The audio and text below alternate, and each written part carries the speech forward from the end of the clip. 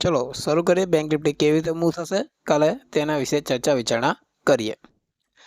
તો અહીંયા આગળ તમને ચાર્ટ દેખાઈ રહ્યો હશે બેંક નિફ્ટીનો 5 મિનિટ ટાઈમ ફ્રેમ પર। હવે જો બેંક નિફ્ટી મોર્નિંગની અંદર 350 અને નીચે 200 બરાબર, નીચે 250 અથવા તમે 280 પણ કહી શકો છો, આ ઝોનની વચ્ચે બેંક નિફ્ટી ઓપન થઈ જાય મોર્નિંગમાં અને નીચે સાઈડ બ્રેક કરે તો પણ આપણને 100 પોઈન્ટ, મિત્રો હું બહુ વધારે વાત નહીં કરતો, બરાબર, મિનિમમ 100 પોઈન્ટ અહીંયા આગળ અને ઉપરની સાઈડ જાય તો પણ 100 થી 150 પોઈન્ટ આના માટે મોર્નિંગની અંદર તમને ટ્રેડ મળે, પણ આની વચ્ચે બેંક નિફ્ટી ઓપન થાય તોની વાત છે, બાકી તમને 100 પોઈન્ટની પણ આશા આમાં રાખવાની નથી, બરાબર। ફ્લેટ ઓપનિંગ બેંક નિફ્ટી આની વચ્ચે ઓપન થઈ જાય અને ઉપરની સાઈડ બ્રેક કરે તો પણ 100-150 પોઈન્ટ અને નીચેની સાઈડ બ્રેક કરે તો ખાલી માત્ર 100 પોઈન્ટ આટલું બેંક નિફ્ટી ટ્રાવેલ કરશે, પછી રેન્જની અંદર સલવાઈ જશે, એવું અહીંયા કેન્ડલો કહી રહી છે આપણાને। ઓકે, હવે કોઈ કારણસર bank Nifty gap down open થઈ જાય, ગેપ ડાઉન કયા ઝોને તો કે 47,800, બરાબર, આ 47,800 ની આસપાસ બેંક નિફ્ટી ગેપ ડાઉન થઈ જાય અથવા આજે અહીંયા મારી મોટી ચેનલ તમને દેખાતી હોય આ બાજુ ક્યાંક ગેપ ડાઉન ઓપન થઈ જાય તો પહેલી જ 5 મિનિટના કેન્ડલનો લો લગાવીને આપણે સી બાય કરી શકીએ છીએ, કારણ કે આ ટ્રેન્ડ લાઈન આપણને સપોર્ટ તરીકે કામ કરશે, બરાબર। પહેલી કેન્ડલ પોઝિટિવ બનવા દેવાની છે, પછી આપણે ટ્રેડ કરીશું। ઓકે,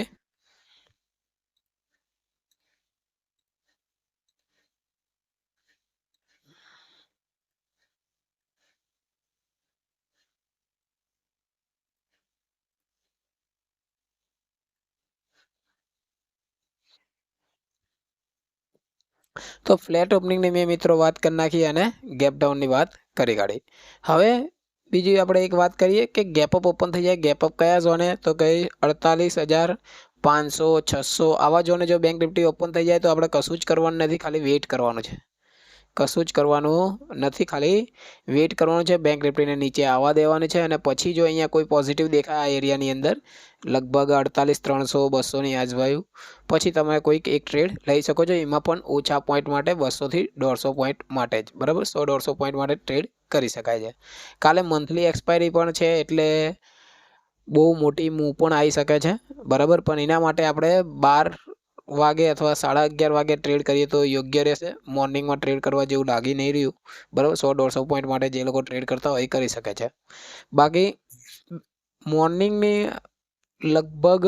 11:30 થી 12ની વચ્ચે જો બેંક નિફ્ટી કોઈ ટ્રેન્ડને નીચે જાય, સમજો કે આ ટ્રેન્ડની નીચે ટ્રેડ થવા લાગે, અહીંયા છે લગભગ 47,800નું લેવલ છે, 47,800ની નીચે જો હોલ્ડ કરવા લાગી જાય તો આપણે પીઈ પણ લઈશું, બરાબર, થોડાક મોટા પોઈન્ટ માટે, અને પછી જો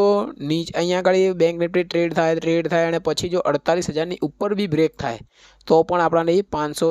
600 લેવલની અંદર આપણને જોવા મળી જશે, બરાબર, આરામથી 500 સુધી તો જશે, પણ 12-11 વાગ્યાની 11:30 12ની વચ્ચે કોઈ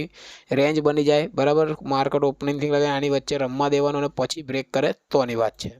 કેમ કે મંથલી એક્સપાયરી છે, નવા કોન્ટ્રાક્ટ એડ થશે અને કેટલા પણ એક્ઝિટ કરશે। ઓકે, તો મંથલી એક્સપાયરીમાં આવું જોવા મળી શકે છે। પછી મિત્રો એક વાત કરું કે લગભગ 3 વાગ્યાને 2:58 એટલે કે 2:58 2:54 આવો કોઈ ટાઈમ હોય, બરાબર, અને બેંક નિફ્ટી કોઈ નીચેની સાઈડ ડાઉન મૂવ બનાવીને બેઠું હોય, બરાબર, 2:58 2:53 આવો કોઈ ટાઈમ હોય એટલે ટૂંકમાં સમજો ને 2:50ની આસપાસનો ટાઈમ હોય ત્યારે તમારે ખાલી બેંક નિફ્ટીનો મૂવમેન્ટ જોવાની છે। જો ડાઉન સાઈડ મૂવ હોય તો મિત્રો તમે કોલ લઈ લેજો,